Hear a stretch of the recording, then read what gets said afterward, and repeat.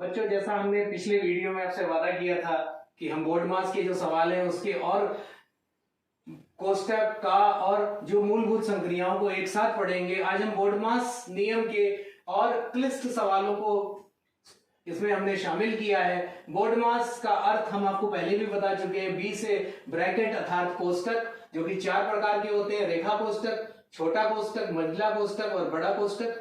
उसके बाद ऑफ, जहां पर भी ऑफ आ रहा है, ऑफ का मतलब का है।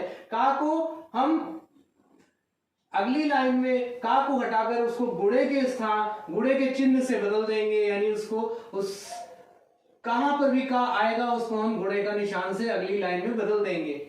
उसके बाद भाग, गुणा, फिर जोड़ की संक्रिया और आखिरी में घटाने की संक्रिया करेंगे। आइए सबसे पहले सवाल को देखते हैं। यहां पर देखिए, सबसे पहले रेखा कोष्टक लगा हुआ है और हम सबसे पहले रेखा कोष्टक को हल करेंगे।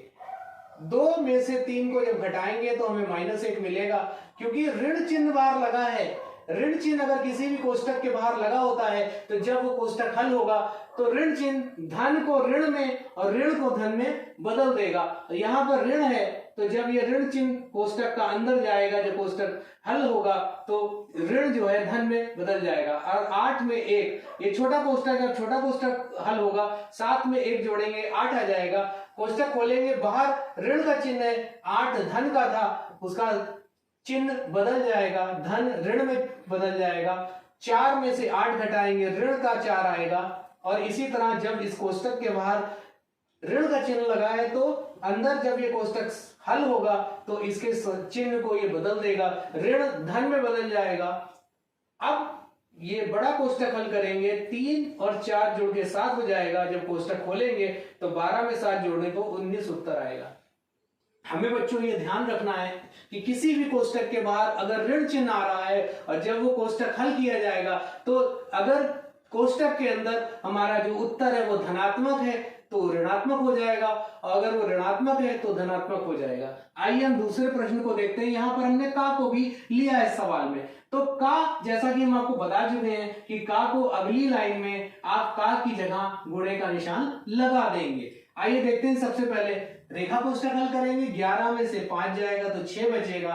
अब ये छोटा कोष्टक 18 में से 6 गया तो 12 बचा। अब छोटा कोष्टक हल हो गया। अब मंझले कोष्टक में आए, 12 में 13 जोड़ेंगे तो 25 आएगा। और ये कोष्टक जब हल हो जाएगा तो हम बड़े कोष्टक में आ जाएंगे, 12 और 25 जुड़ के 37 हो जाएगा। और यहां 6 गुणे में लिखा है, किसी भी कोष्टक के बाहर अगर कोई संख्या लिखी होगी तो वो पूरे कोष्टक में जो हमारा उत्तर आएगा उससे वो गुणा हो जाएगी। यहाँ 6 से हम 37 को जब गुणा करेंगे तो हमें उत्तर 222 मिलेगा। किसी भी कोष्टक के बाहर अगर कोई संख्या है और वो लिखी हुई है तो वो पूरे कोष्टक में गुणा की जाएगी, पूरे उत्तर में उसका गुणा होगा। अब एक तीसरा सवाल हम लेंगे। यहां पर का भी आया है और सारे कोष्टक आए हुए हैं। आइए देखते हैं सवाल को।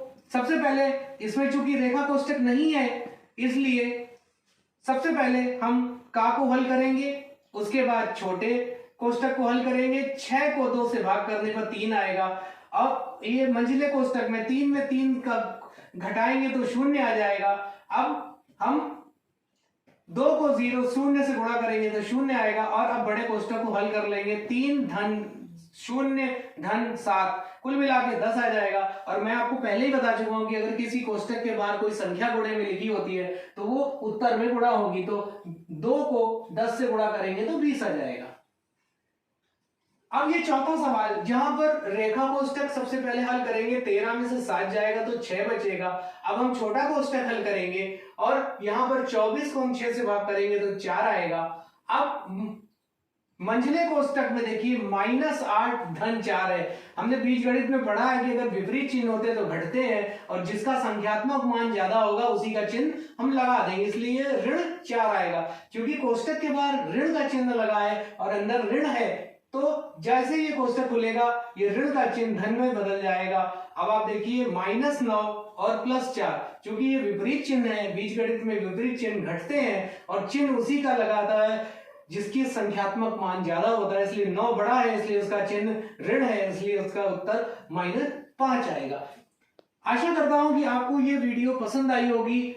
बोर्ड मास के जो कॉन्सेप्ट था, जो परिसंकल्पना थी, उसको हमने पूरी तरह से समझा और बोर्ड मास के सरल से लेके कठिन तक सवालों को हमने हल किया। आप इन सवालों को देख करके धीरे धीरे हल करें और इससे संबंधित और सवालों को इसी नियम के अनुसार हल करें। आपकी परीक्षा की तैयारी शुभ हो। धन्यवाद।